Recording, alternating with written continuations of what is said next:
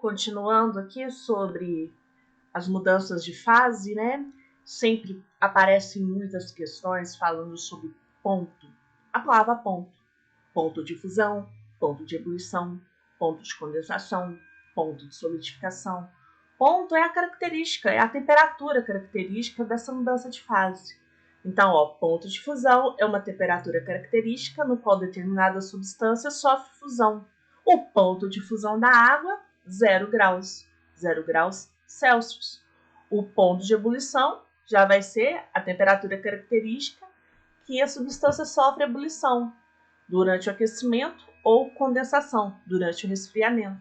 Então, no caso da água, 100 graus.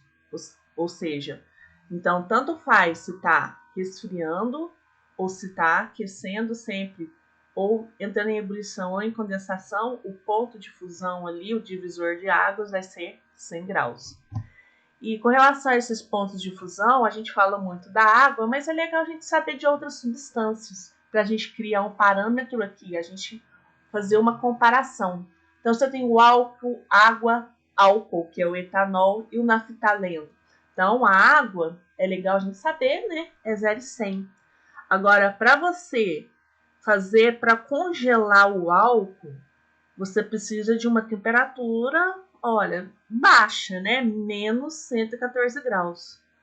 Para o álcool vaporizar, 78 graus. Comparem com no caso da água, dá um valor bem abaixo. Isso nos já leva a uma outra expressão muito utilizada na química. Existem substâncias que possuem facilidade, entre aspas, quando comparada com a água, que é 100, valores bem menores que a água para evaporar. Essas substâncias são chamadas substâncias voláteis. Você já deve ter experiência de colocar álcool na mão. No caso, ele evapora com muita facilidade. Uma que evapora com mais facilidade ainda, que aí ela é tóxica por ser volátil, o éter. Gasolina também é uma substância volátil. Então, substâncias que têm facilidade para evaporar, ok? Se a gente for pegar o naftaleno, naftaleno é uma substância orgânica, ou seja, que tem carbono obrigatoriamente na sua composição. E ela, para ser sólida, ela é sólida até 80 graus. Ela vai ser líquida entre 80 e 218. E acima de 218, ela é gasosa. Se você for analisar quais vão ser as substâncias que vão ter maiores pontos de fusão, pensem que substâncias que são duras encontradas na natureza. Os metais. Então, se você olhar na minha tabelinha aqui, ferro, o ponto de fusão, ou seja, para eu derreter, é 1500, mais de 1500 graus. O ouro, 1064 graus. A prata, 900 graus. O de alumínio é menor, 660 graus, certo? Existe um elemento que, se você olhar na tabela periódica, ele está bem no centro da tabela periódica. É o elemento chamado tungstênio. O símbolo dele é a letra W. Vocês são muito novos, não vão lembrar, mas antigamente as lâmpadas elas tinham filamento de tungstênio dentro dela. A lâmpada e tinha lá esse filamento. Por que será que era feito de tungstênio? Olha aí a aplicabilidade da química. Se você utilizasse, por exemplo, o fio de cobre, dependendo desse filamento ele fosse aquecendo, essa lâmpada fosse aquecendo e chegasse ali a 1085 graus, o que ia acontecer? Esse cobre, ele ia começar a derreter. Aí eles descobriram um metal que o ponto de fusão é extremamente alto. É o caso do tungstênio. Olha lá, o primeiro da tabela. O ponto de fusão dele é de 3.414 graus. Ele era utilizado em filamentos de lâmpadas porque ele aguentava altas temperaturas sem mudar de fase. Interessante, né? Aí isso vale esses grandes valores de ponto de fusão para metais. A partir do momento que você vai ter, no caso, por exemplo, substâncias orgânicas, por exemplo, o naftaleno que eu falei agora há pouco, o ponto de fusão dele é 80. No caso, o bromo, o ponto de fusão é menos 7. Então, vai variar, certo? O próprio etanol, o ponto de fusão é menos 14.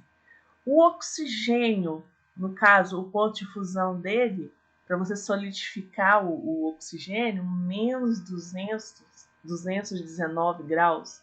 Então, assim, é um espectro muito grande, né? Depende da substância para você determinar o seu ponto de fusão.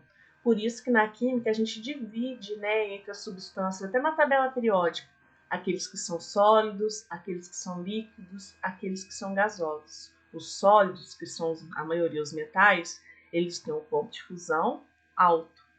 Os líquidos ali intermediário e os gases, obviamente, o ponto de solidificação e de fusão vai ser bem baixo. Certo? Aí, vamos lá. Deixa eu passar para a parte. Isso aqui também foi visto no PET, né? Quando a gente fala de densidade, além, aqui ó, não se preocupe com a continha, que a gente vê bastante sobre densidade quando a gente está estudando as soluções, certo? E as soluções, aí tem muito cálculo e tal, mas é legal saber que sempre a densidade, para eu poder saber a densidade de uma substância, é a relação dele massa-volume, ok? Mas para quem está começando e tal, o legal da densidade é saber do lance lá da flutuação, ok? Então, sempre a gente utiliza o parâmetro a água.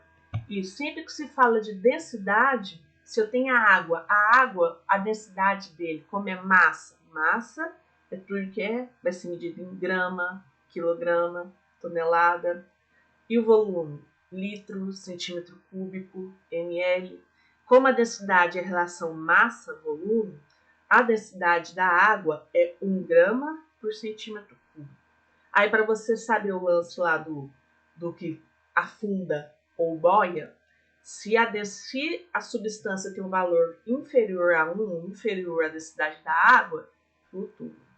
Se tem um valor superior, afunda. Basicamente isso.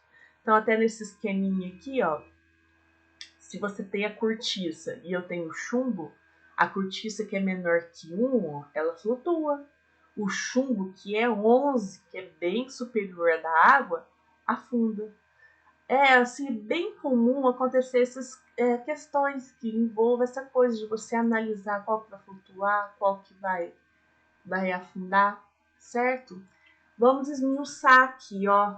Então, eu tenho essa mistura doida aqui. Deixa eu tentar arrumar o zoom. Então, assim, não é para ter lógica, tá, gente? Então, esse utensílio, que é um material utilizado no laboratório, né? É um becker.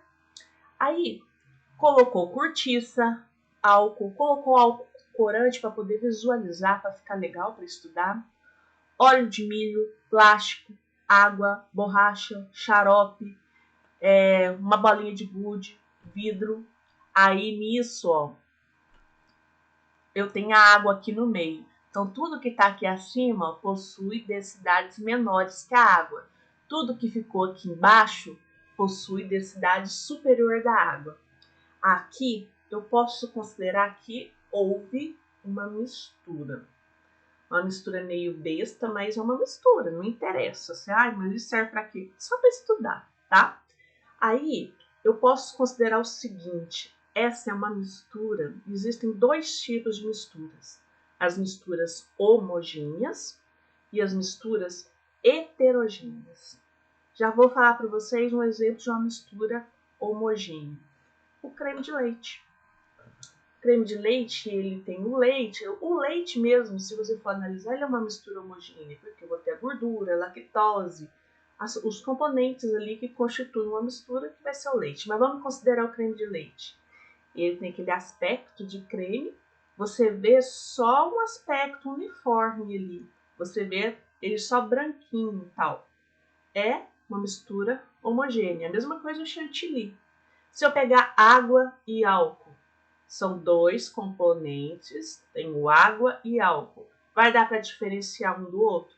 Não, é uma mistura homogênea. Sempre que eu falo que o que vem a ser uma mistura? Quando eu tenho ou quando eu tenho dois ou mais componentes que não interagem entre si, não vai formar uma outra substância. Isso é uma mistura, tá? Então eu expliquei a mistura homogênea. O exemplo que eu quis aproveitar aqui do lado, ó, dessa mistura sem lógica alguma, é uma mistura heterogênea.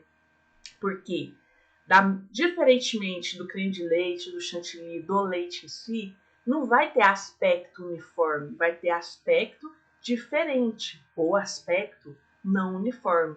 E aqui ainda dá para eu poder falar para vocês quantos componentes será que tem essa mistura heterogênea?